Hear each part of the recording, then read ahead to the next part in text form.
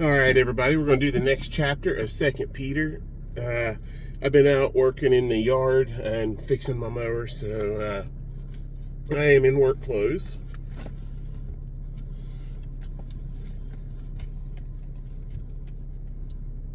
And I do believe this is chapter 3.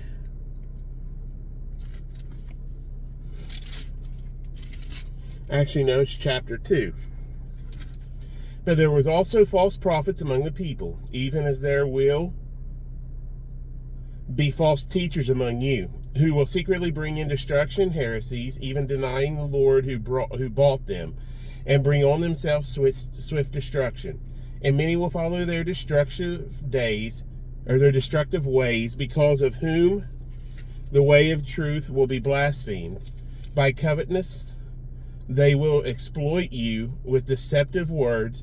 For a long time their judgment has not been idle, and their destruction does not slumber.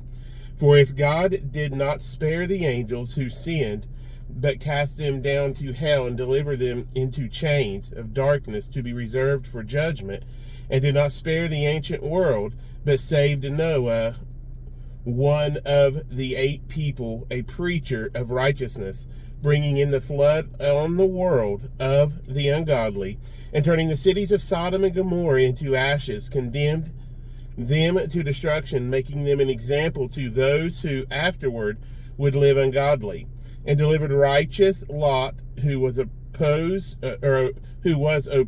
by the filthy conduct of the wicked. For that righteous man dwelling among them tormented his righteous soul from day to day by seeing and hearing their lawless deeds. Then the Lord knows how to deliver the godly out of temptations, and to reserve the unjust under punishment for the day of judgment, and especially those who walk according to the flesh in the lust of uncleanness and despise authority. They are presumptuous, self-willed. They are not afraid to speak evil of dignitaries, whereas angels who are greater in power and might do not bring a reviling accusation against them before the Lord. But these, like natural brute beasts made to be caught and destroyed, speak evil of the things that they do not understand, and will utterly perish in their own corruption, and will receive the wages of unrighteousness as those who count it pleasure to carouse in the daytime. They are spots and blemishes, carousing in their own deceptions while they feast with you, having eyes full of adultery that cannot cease from sin, enticing unstable souls. They have a heart trained in covetous practices, and are accursed children. They have forsaken the right way and gone astray, following the way of Balaam, the son of Beor, who loved the wages of unrighteousness, but he was rebuked for his iniquity. A dumb donkey speaking with a man's voice restrained the madness of the prophet. These are wells without water, clouds carried by a tempest, for whom is reserved the blackness of darkness forever.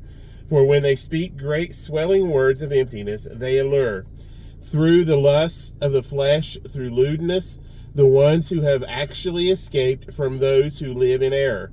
While they promise them liberty, they themselves are slaves of corruption.